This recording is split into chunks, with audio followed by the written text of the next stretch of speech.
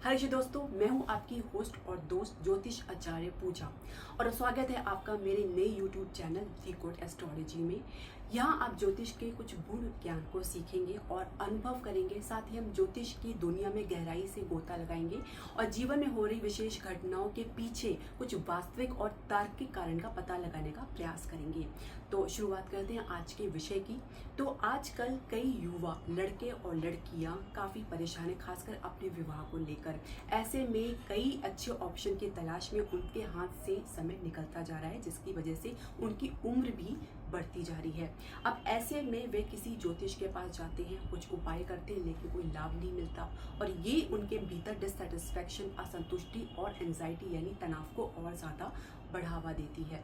तो ऐसे में कैसे समझें कि आपकी कुंडली में क्या दोष है, किसके कारण आपके विवाह में विलंब आ रहा है, या क्या ऐसा कारण है जो आप अविवाहित रह पा रही हैं। तो इस कारणों को हम अच्छे से समझेंगे और मैं आपको पूरी कोशिश करूंगी कि आप आसानी से अपनी कुंडली को देखकर अपनी शादी के बारे में विश्लेषण कर सकते हैं।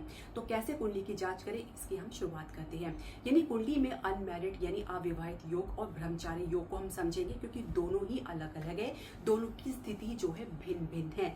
क्योंकि ब्रह्मचारी की स्थिति इसलिए अलग है और अविवाहित होने की स्थिति इसलिए अलग है क्योंकि अविवाहित योग में व्यक्तिगत पसंद को शामिल कर भी सकते हैं और नहीं भी कर सकते, जबकि ब्रह्मचारी योग को अगर हम समझे तो यह ब्रह्मचारी योग की इच्छा शक्ति की पुष्टि करता है, यानी ये व्यक्ति के भीतर दृढ़ संकल्प को दर्शाता है। तो वैदिक ज्योतिष में यदि हम समझे तो अविवाहित योग एक जन्म चार्ट में विशिष्ट ग्रहों के संयोजन यानी योग और दोष को सम्मिलित करके यदि हम देखें तो यह दर्शाता है। तो विवाह में जैसे देरी होना, बाधा उत्पन्न होना, यहाँ तक कि पूरी तरीके से इनकार भी करना, तो ये भी एक स्थिति देखी जा सकती है जो आपकी कुंडली में उत्पन्न हो सकती है। अब ये योग जो है शास्त्रीय ग्रंथों और हजारों वर्षों के ज्योतिषीय अवलोकन से प्राप्त हुए ज्ञान के बारे में हम आधारित कह सकते हैं, और ये इस बात की गारंटी भी नहीं देते कि कोई व्यक्ति अविवाहित रहेगा, क्योंकि मजबूत प्रवृत्तियों का संकेत तो जरूर मिलता है जिन्हें आप दूर करने का उपाय भी करना चाहेंगे और सचेत रहने का प्रयास भी कर सकते हैं। तो कुछ इस प्रकार से समझे कि प्रोबेबिलिटी संभावनाओं को दर्शाता है। तो अगर संभावनाएं बहुत ज्यादा कह सकते हैं कि गुण है, बहुत ज्यादा स्ट्रॉन्ग है, तो ये पूरी तरीके से डिनाइल मोड में भी जाता है। वैदिक ज्योतिष में प्रमुख अविवाहित योग के बारे में यदि समझे तो सातवें घर को इग्नोर नहीं किया जा सकता। सातवां घर या सप्तमेश का पीड़ित होना, सातवें घर जो है विवाह और साझेदारी को नियंत्रित करता है। सातवें घर में पापी ग्रहों का संयोजन होना, जिसमें आपके शनि है, राहु है, केतु है, मंगल है, ये न सिर्फ विवाह में देरी उत्पन्न करता है बल्कि बाधा भी डालता है। यदि सातवें घर का स्वामी कमजोर है, पाप ग्रह से युक्त है या वक्री या अस्त है तो ये विवाह में बाधा निश्चित तौर से उत्पन्न करेगा और देरी लाएगा, यानी डिले लाएगा। सातवें घर में या उसके सामने राहु केतु का होना तो यह भ्रम या असामान्य संबंध को पैदा करता है, यानी अनकन्वेंशनल रिश्ते की तरफ बढ़ावा देता है। और कुंज दोष, मांगलिक दोष को भी यहाँ पे समझना बहुत जरूरी है। यदि लगन से या चंद्रमा से मंगल पहले स्थान, दूसरे, चौथे, सातवें, आठवें या 12वें स्थान में हो तो विवाह में देरी या वैमनस्य यानी डिसहार्मनी पैदा करता है रिलेशनशिप में। यदि मजबूत तरीके से मंगल बैठा है तो ये परिणाम स्वरूप वैवाहिक इंकार भी कर सकता है, खासकर जब मंगल पूरी तरीके से पीड़ित अवस्था में है। तो ऐसे में देखा गया व्यक्ति अविवाहित ही रहता है। इसके अलावा शनि के प्रभाव को भी समझना बहुत जरूरी है। शनि क्या प्रभाव ढालते हैं? सप्तम भाव में। सप्तम घर में यदि शनि विराजमान है या सप्तमेश के साथ उनका संबंध है तो ऐसे में शादी को 30 वर्ष के बाद ही देखना जा सकता है, जब व्यक्ति परिपक्व हो जाता है, क्योंकि शनि चाहता है कि आप मैच्योरिटी गेन करें, उसके बाद ही आप विवाह के बंधन में बंधे। माना जाता है कि वैदिक ज्योतिष में ऐसी स्थिति विवाह या अविवाहित रहने में कठिनाइयों का संकेत देती है। अब मैं कुछ ऐसे संकेत या कुछ ऐसे विश्लेषण को आपके सामने रखूंगी जो सातवें घर को विस्तार से आपको बताएगा। पीड़ित सातवां घर, यदि सातवें घर में अगर हम समझे तो जो विवाह का घर है, शनि मंगल राहु केतु की जैसे मैंने बताया उपस्थिति हो तो ये विवाह में देरी और इनकार का कारण तो बनती है।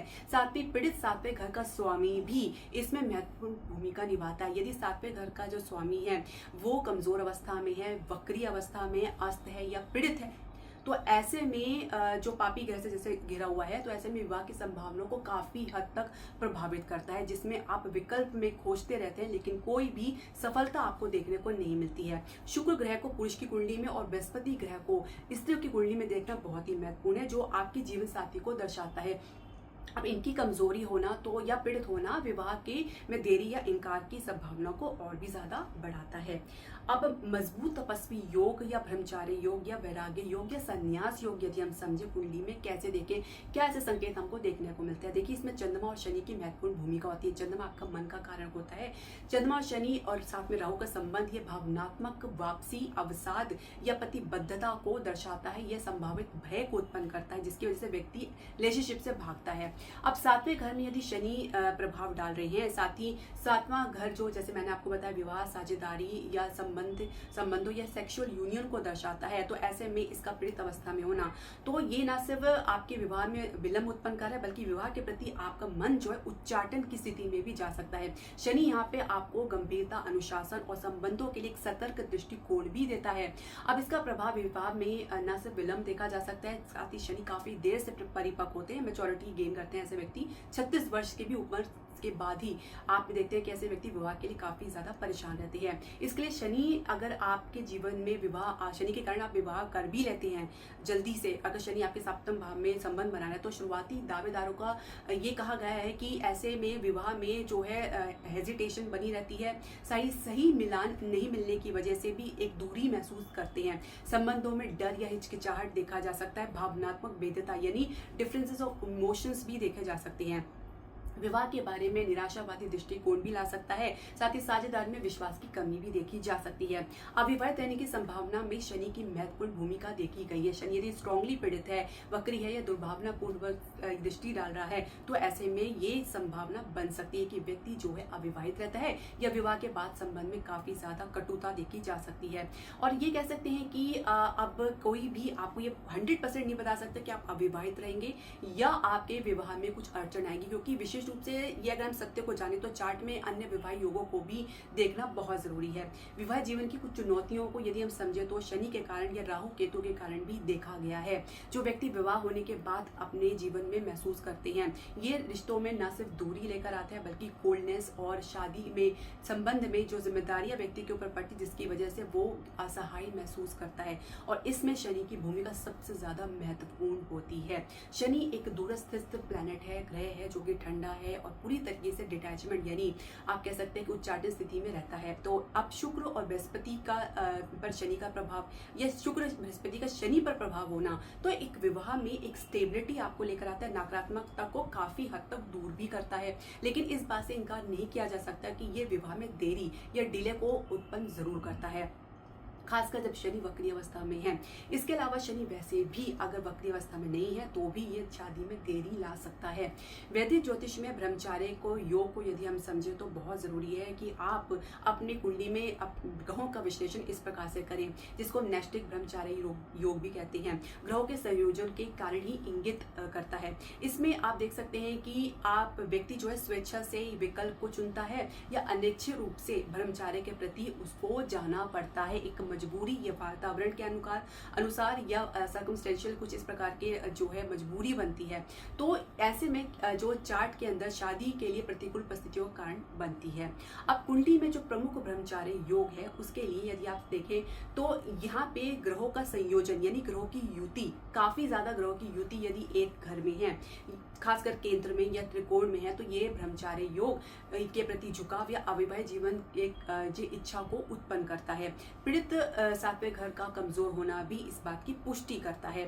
सातवां घर विवाह और शारीरिक संबंध को नियंत्रित करता है। अब आप समझ लीजिए कि ऐसे में व्यक्ति जो है इस रिलेशनशिप के प्रति उदासीनता मन में लेके चलता है और भारी रूप से सातवां घर, सातवें घर के स्वामी का पीड़ित होना यानी शनि केतु या राहु के साथ इनका संबंध होना, तो ये या तो सिर्फ संबंध होना या तो ये सातवां घर खाली है तो भी इसके स्वामी को भी देखा जा सकता है। खासकर बेनिफिट अगर प्लैनेट का कोई भी इफेक्ट आपके सातवें भाव में या सातवें घर के स्वामी पर नहीं पड़ रहा है तो आप ये समझ सकते हैं कि विवाह के प्रति व्यक्ति के मन में पूरी तरीके से नकारात्मकता बनी रहती है और ऐसा व्यक्ति विवाह के लिए बिल्कुल भी इच्छुक नहीं होता है। यदि सातवें घर का स्वामी अस्त है, वक्री अवस्था में खासकर 6, 8, 12 भाव में बैठा है तो भी ये एक प्रकार से संन्यास योग के पुष्टि को और ज्यादा बढ़ाता है। इसके अलावा अगर हम समझे तो अन्य ग्रहों में जिसमें राहु केतु की भूमिका सबसे ज्यादा महत्वपूर्ण है, जो संबंधों में अनिच्छा विफलता को भी दिखाता है। सातवें घर में केतु जैसे मैंने बताया एक प्रकार से अलगाव या आध्यात्मिकता का प्रतिनिधित्व करता है। 7वें घर में शारीरिक संबंधों को लेकर यदि हम बात करें तो सांसारिक इच्छाओं के प्रति व्यक्ति के मन में उदासीनता बनी रहती है। ऐसे लोग आध्यात्मिक के पद पर, भिक्षुता के पद पर या अलगाव की ओर ज्यादा अग्रसर होते हैं या आकर्षित होते हैं। तो समझ लीजिए कि ऐसे व्यक्ति को अगर आप जबरदस्ती भी विवाह के लिए मजबूर करेंगे तो विवाह टिक नहीं पाएगा। और 7वें घर या उसका स्वामी पर बृहस्पति या शनि की दृष्टि होना आध्यात्मिक और अनुशासन को भी दर्शाता है। और खासकर व्यक्ति अपने जीवन को अध्यात्म के प्रति ही अपना जो है जीवन बिताना चाहेगा। यदि चंद्रमा भी प्रभावित है ऐसे में तो ये और भी इस बात को पुष्टि करता है। संसारिक सुखों से व्यक्ति का मन उखड़ा रहता है। साथ ही शनि राहु केतु के साथ चंद्रमा को होना इस बात को भी दर्शाता है कि व्यक्ति अब संसार से दूर अध्यात्म और मोक्ष की तलाश में अग्रसर होता है, आगे बढ़ता है। चंद्रमा हमारी भावनाओं और इच्छाओं को प्रतिनिधित्व करता है और यदि ऐसा है तो शनि के साथ इसका संबंध होना इस प्रकार को भी दर्शाता है जहाँ पे व्यक्ति किसी भी प्रकार से सांसारिक सुख से विमुख रहता है, दूर रहता है, साथ ही अध्यात्म के साथ जुड़ने का प्रयास करता है। चंद्रमा यदि दुष्टांत स्थान में हो या 6, 8, 12 में हो तो ये रोमांटिक या यौन संबंध को लेकर भी मन में उदासीनता को पैदा करता है। व्यक्ति बदलाव के कारण अपने जीवन में हो रही उथल पुथल को लेकर काफी ज्यादा संवेदनशील हो जाता है और रिलेशनशिप से दूर भागने का प्रयास करता है। तपस्विक योग या संन्यास योग यदि 4 से ज्यादा ग्रह एक ही घर में हो, खासकर केंद्र भाव में हो या त्रिकोण भाव में हो और शनि केतु के प्रभाव में हो तो इसमें बृहस्पति का भी योग होना बहुत जरूरी है। तो ये संन्यास योग की पुष्टि करता है। ऐसा जातक विवाह का इच्छा को त्याग सकता है और ब्रह्मचारी या भिक्षु के जीवन को चुन सकता है। 12वां हाउस पर फोकस करना बहुत जरूरी है क्योंकि 12वां घर हमारे शैया सुख यानी बेड प्लेजर को दर्शाता है और मोक्ष को भी दर्शाता है। अब इसके बीच का जो अंतर है वो व्यक्ति उसी में उलझा रहता है। यदि 12वां घर पीड़ित है या शुक्र कमजोर है यानी पापी ग्रह से पीड़ित है, 12वें स्थान में, नीच अवस्था में है, वक्री अवस्था में, तो जातक यौन संबंधों के प्रति काफी ज्यादा अरुचि रखता है। अध्यात्म में मुक्ति में उसका ध्यान ज्यादा रहता है। वीनस का कमजोर या पीड़ित अवस्था में होना खासकर पुरुष की कुंडली में इस प्रकार की संभावनाओं को देखा गया है। साथ ही एक कमजोर या पीड़ित शुक्र रोमांटिक इच्छा के प्रति या यौन शिथिलता को भी दर्शाता है, साथ ही इसकी कमी को भी बताता है। इसके अलावा ब्रह्मचारी की जो गंभीरता को और ज्यादा बढ़ावा देता है। 7वें घर में स्वामी का होना या 7वें घर के स्वामी का केतु के साथ होना 12वें भाव में और चंद्रमा का 8वें भाव में शनि के साथ संबंध बनाना, तो ऐसे में आप समझ लीजिए कि व्यक्ति ब्रह्मचार्य या संन्यास के प्रति पूरी तरीके से दृढ़ संकल्पित है, यानी पूरी तरीके से डेडिकेटेड है। इस प्रकार से चार्ट में स्वच्छ या परिस्थिति जन्य ब्रह्मचार्य का संकेत दे सकता है। अब यहाँ पे ध्यान देने वाली बात ये है कि जो महत्वपूर्ण बिंदु है, जो पॉइंट है, उसको मिस नहीं करना चाहिए क्योंकि ब्रह्मचार्य का योग एक संयोजन से देखा नहीं जा सकता। इसमें सहायक कारक को भी समझना बहुत जरूरी है, साथ ही ग्रहों की दशाओं को भी समझना बहुत जरूरी है। उसके अलावा ट्रांजिट यानी गोचर में भी ग्रहों की स्थिति को, उनकी दशा को भी समझना बहुत जरूरी है। उसके आधार पर ही विश्लेषण दिया जा सकता है। अब कुछ उपायों के बारे में हम चर्चा कर लेते हैं। मैं आपको एक बहुत महत्वपूर्ण जानकारी देना चाहूंगी कि उपाय आपके लिए एक सहायक रूप में कार्य करते हैं, सबॉर्डिनेट रूप में आप कार्य करते, ना कि सिर्फ ना कि आप इसे एक चमत्कारिक रूप में अपनी परिस्थिति से बाहर निकलने का एक विकल्प को लेकर समझे।